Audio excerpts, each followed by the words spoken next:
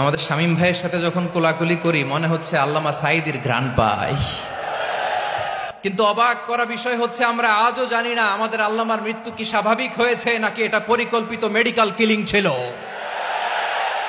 এই রিপোর্ট গণমানুষের কাছে প্রচার করে জানাতে হবে। এই দাবির সাথে কি সবাই আপনারা একমত? কারা কারা একমত হাত তুলে দেখান। হযরতুল আল্লাম শহীদ মরহুম আল্লামা দেলোয়ার হোসেন সাঈদী রাহিমাহুল্লাহ, ওনার স্মৃতি বিজড়িত আজকের এই ঐতিহাসিক প্যারেড ময়দানের তাফসিরুল কোরআনের প্রোগ্রামে সব আছে। স্টেজ আছে,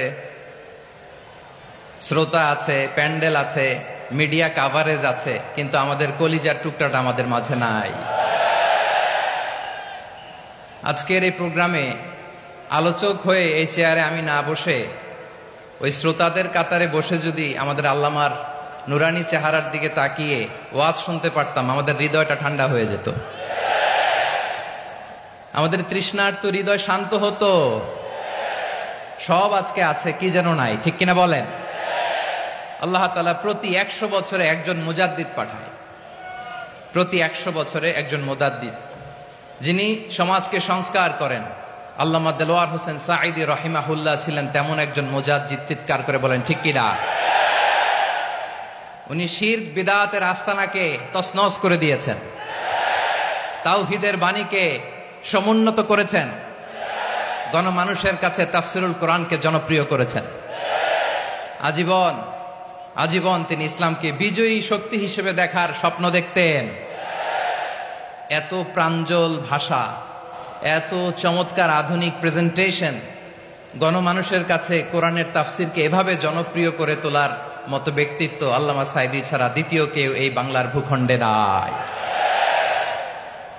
এই যে তাফসিরুল কোরআন, এই যে টার্মিনোলজি, এই টার্মটাই উনি আসলে জনপ্রিয় করেছেন। আমরা আগে জানতাম না যে এভাবে তাফসির করা যায়, এভাবে scientific indications of the Holi কোরআনকে মানুষের কাছে পেশ করা যায়, এভাবে এত জীবন ঘনিষ্ঠ করে, এত ইন্টারেক্টিভ করে কোরআনের কথাগুলো মানুষের কাছে উপস্থাপন করা যায়। উনি অন্যায়ের বিরুদ্ধে সবসময় সোচ্চার ছিলেন, প্রতিবাদী কণ্ঠস্বর ছিলেন। ওনার আলোচনা শুনলে দেহের রক্ত টকবক করে ফুটতে থাকতো। আল্লাহু আকবার, আল্লাহু আকবার, আল্লাহু আকবার। He was a strong mouthpiece of Islamic revivalism. Islamic জাগরণের স্ট্রং মাউথপিস ছিলেন আল্লামা সাঈদী রাহিমাহুল্লাহ। অনেক দোয়া পেয়েছেন, আমরা পড়েছি, এমন জীবন তুমি করিবে গঠন, মরণে হাসিবে তুমি, কাঁদিবে ভুবন। গোটা বিশ্বকে তিনি কাঁদিয়েছেন। আল্লামা যখন ইন্তেকাল করলেন, আমি তখন মালয়েশিয়া থেকে যুক্তরাষ্ট্রে একটা কনফারেন্সে যোগ দিতে যাচ্ছি, কাতার এয়ারলাইন্সে। মালয়েশিয়া থেকে দোহাতে নামলাম। দোহায় যখন আমার ট্রানজিট, তখন শুনতে পেলাম যে আল্লামা বিদায় নিয়েছেন।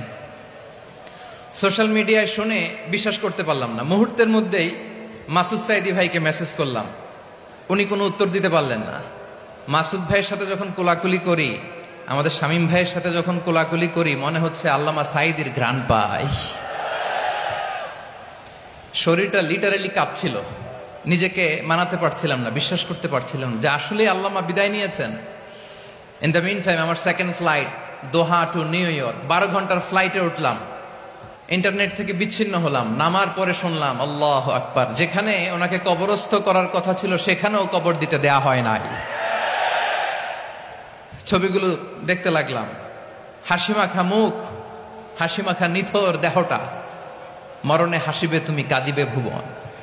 From east to west, from north to south, the entire globe, গোটা বিশ্ব ওনার জন্য কেঁদেছে, গোটা বিশ্ব কেঁদেছে। কাবার গিলাফ ধরে ধরে মানুষ চিৎকার করেছে। এর চেয়ে শ্রেষ্ঠ মৃত্যুকার হতে পারে? আমাদের আল্লামার আর কি পাওয়ার ছিল বলেন? আর কি পাওয়ার ছিল? কুল্লু নাফসিন যায়িকাতুল মাউত, যারাই দুনিয়াতে আসবে তারা ইন্তেকাল করবে, এটা আমরা মেনে নেই, এটা আমরা জানি। কিন্তু অবাক করা বিষয় হচ্ছে আমরা আজও জানি না আমাদের আল্লামার মৃত্যু কি স্বাভাবিক হয়েছে নাকি এটা পরিকল্পিত মেডিকেল কিলিং ছিল। এটা যে পরিকল্পিত মেডিকেল কিলিং ছিল, এটা ধারণা করার পেছনে অনেক কারণ আছে। তিনি আধিপত্যবাদের বিরুদ্ধে সোচ্চার ছিলেন, ফ্যাসিবাদের বিরুদ্ধে সোচ্চার ছিলেন, রাজনৈতিক প্রতিহিংসার শিকার ছিলেন।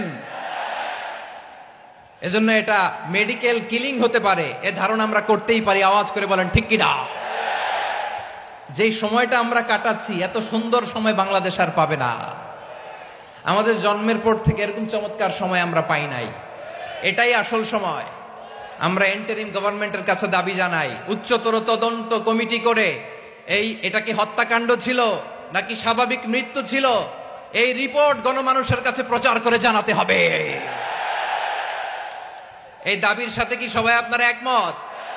কারা কারা একমত হাত তুলে দেখান।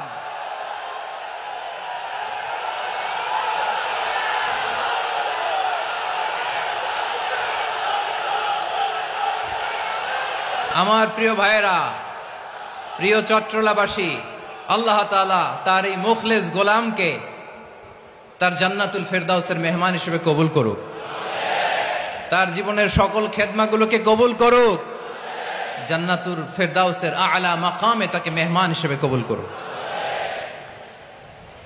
আল্লামা শহীদ দেলোয়ার হোসেন সাঈদী রাহিমাহুল্লাহ, উনি ছাড়াও এই ঐতিহাসিক ময়দানে কথা বলেছেন আল্লামা লুৎফুর রহমান রাহিমাহুল্লাহ। চলে গিয়েছেন আমাদেরকে ছেড়ে। তিনি বলতেন, ইনশাআল্লাহ মিজান আবার আসবে। হুজুর আমি তো আসলাম, আপনি তো আমাদেরকে ছেড়ে চলে গেলেন।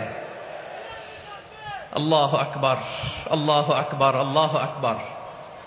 গলায় কোনো সুর ছিল না, সুর দিয়ে কথা বলতেন না, কিন্তু এত চমৎকার শব্দের বুনন, এত চমৎকার প্রেজেন্টেশন, এত চমৎকার ভাবে ঐতিহাসিক বর্ণনাগুলো তিনি উপস্থাপন করতেন। মন্ত্রমুগ্ধ হয়ে আমরা আল্লামা লুৎফুর রহমানের কথা শুনেছি।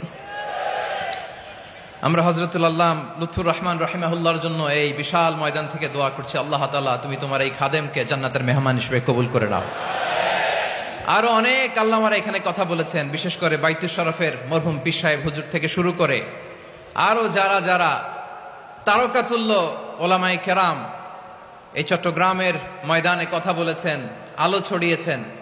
আমরা এই লক্ষ লক্ষ তাওহীদি জনতাকে নিয়ে তাদের জন্য দোয়া করছি, আল্লাহ তাআলা ওনাদের জীবনের সকল ভুল ত্রুটি ক্ষমা করে দিয়ে তাদেরকে জান্নাতুল ফেরদাউসের মেহমান বানিয়ে নিক। আমরা এই ঐতিহাসিক প্যারেড ময়দানের প্রোগ্রাম থেকে স্মরণ করতে চাই 24-এর ছাত্র নাগরিক অভ্যুত্থানে আমার যে সমস্ত ছাত্র নাগরিক ভাইয়েরা দেহের তাজা রক্ত বিলি দিয়ে নতুন বাংলাদেশ আমাদেরকে উপহার দিয়েছে। বিশেষ করে আপনাদের এই চট্টগ্রামের শহীদ ফাইসাল, শহীদ ওয়াসিম সহ সকল শহীদকে আল্লাহ তাআলা কবুল করুক। আমরা সবাই পড়ি আমিন। প্রিয় ভাইয়েরা, আমি নগণ্য একজন কোরআনের ছাত্র, এত বিশাল মঞ্চে এত বড় প্ল্যাটফর্মে কথা বলা আমার জন্য সাজে না। তারপরও আমাদের মুরব্বীরা আমাদের ডানে বায়ে বসে আছেন, ওনাদের আদেশ ক্রমে, ওনাদের অনুমতি ক্রমে কিছু কথা আজকের এই ঐতিহাসিক প্রোগ্রামে আপনাদের সামনে উপস্থাপন করার চেষ্টা করব। ওমা তৌফিক ইল্লা বিল্লাহ। প্রিয় ভাইয়েরা, 5 দিন ব্যাপী এই তাফসিরুল কোরআনের প্রোগ্রামে অনেক ওলামা হযরত কথা বলেছেন। যারা কোরআন সুন্নাহ থেকে আমাদেরকে কোরআনের কথাগুলো শোনালেন, আমরা যেন সেগুলো আমল করতে পারি, আল্লাহ আমাদেরকে তৌফিক দান করুক। শুরুতে আমাদের নিয়তটাকে খালেস করে নেওয়া দরকার। এই যে গ্যাদারিং, এই যে হিউজ শোডাউন, এগুলো যদি আমাদের নিজেদেরকে পরিবর্তন না করে তাহলে এতে কোনো লাভ নাই। জোরে বলেন ঠিক কিনা? এই প্রোগ্রাম যদি আমাদের জীবনকে পরিবর্তন করে, আমাদের চিন্তার ডিএনএ কে চেঞ্জ করে দেয়, তাহলেই চট্টগ্রামের প্যারেড ময়দান সার্থক। আসুন আমরা চিন্তাকে খালেস করে নেই। আমরা সবাই নিয়ত করি যে যতটুকু কথা আমরা কোরআনের আলোকে শুনবো, আমলের নিয়তে শুনবো ইনশাআল্লাহ। বলেন সবাই।